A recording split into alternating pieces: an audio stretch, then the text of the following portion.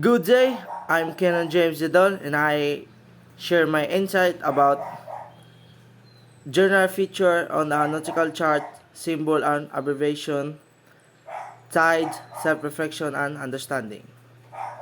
General feature on a nautical chart, symbol and abbreviation. Two symbology types compressing four symbology sets. US chart number 1 present two types of symbology used for marine navigation. The symbol used on a paper nautical charts under digital raster image equivalents and corresponding symbols used to portray electronic navigational chart ENC data on electronic chart display and information system. Within these two types, four separate symbologies these are described below. Paper chart symbols. INT, the international or INT symbols specified in the regulation for international chart and chart specification of the IHO, International Hydrographic Organization. These symbols are used by many countries around the world, including the United States. NOAA symbol used on charts produced by the National Oceanic and Atmosphere Administration. When an INT symbol is not used, NOAA produces a nautical chart for all U.S. waters including the Great Lakes and U.S. territories. NGA symbol used on charts produced by the National Geospatial Intelligence Agency NGA. When an INT symbol is not used, NGA produces nautical chart for the U.S. military and for areas outside of U.S. waters. ICDIS symbols used to portray ENCS on navigation system. Use of ACDIS is required for large commercial ship on international voyage. These symbols are specified in IHO specification for chart content and display aspect for ACDIS. So this is our symbol abbreviation and terms used on paper and electronic navigational chart. Chart dates. NOAA charts have two areas where dates are shown. At the top center of chart is the date of the first edition of the chart. In the lower left corner of the chart is the current edition number and date. Additionally, NOAA charts show the cleared through dates in the lower left or corner of the chart to indicate what notice to the mariner dates the chart is updated to. NGA charts similarly have two dates as well. At the top center of the chart is the date of the first edition of the chart.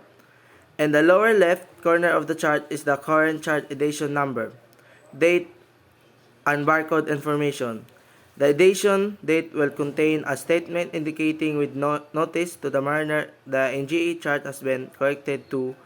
Any subsequent change will be published in the notice to the mariner. So this is charts, symbols, and abbreviation. So important symbol and abbreviation. Danger line in general. Rake less deep, unknown but usually deeper than 20 meters.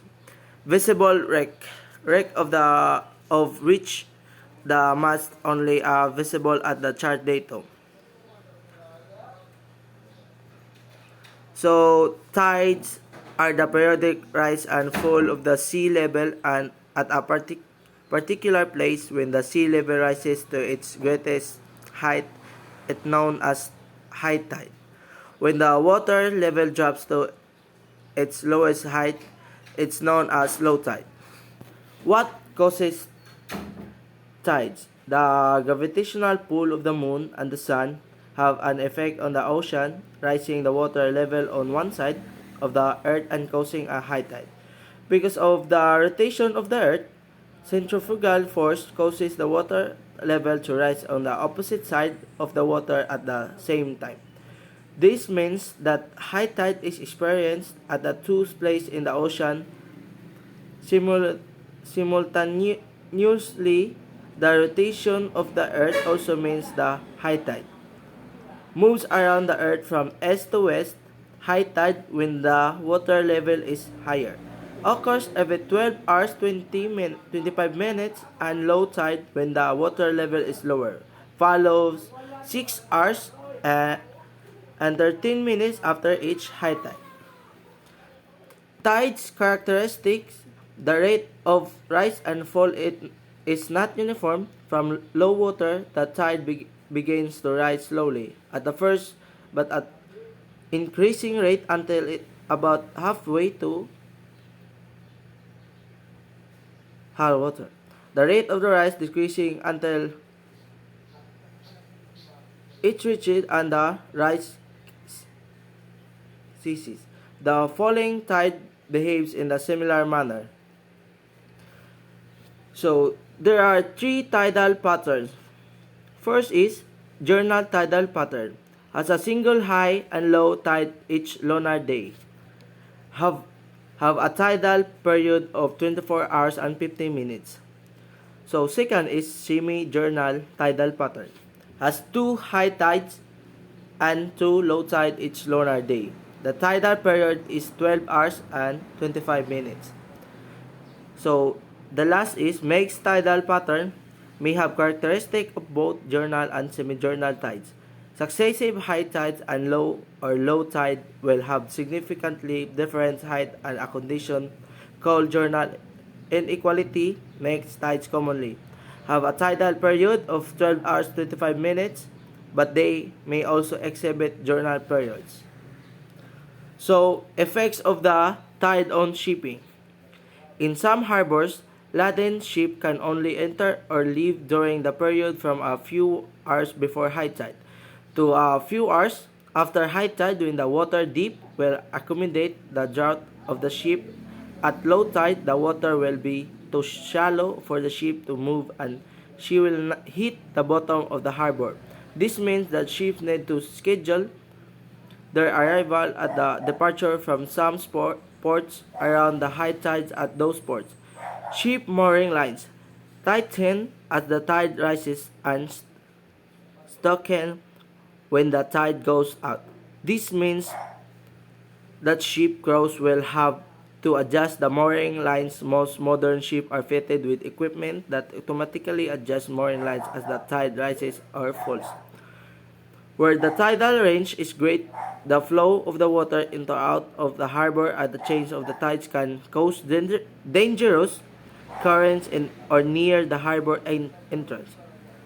In some areas, such as the coast of eastern Canada or in some areas of Europe, the tidal range is so great the harbors need to have locks. Areas with water tide gates that maintain the level of the water inside the harbor. Ships can only enter or leave the harbor during the period from shortly before high tide to shortly after high tide. So, this is the last is. So, thank you.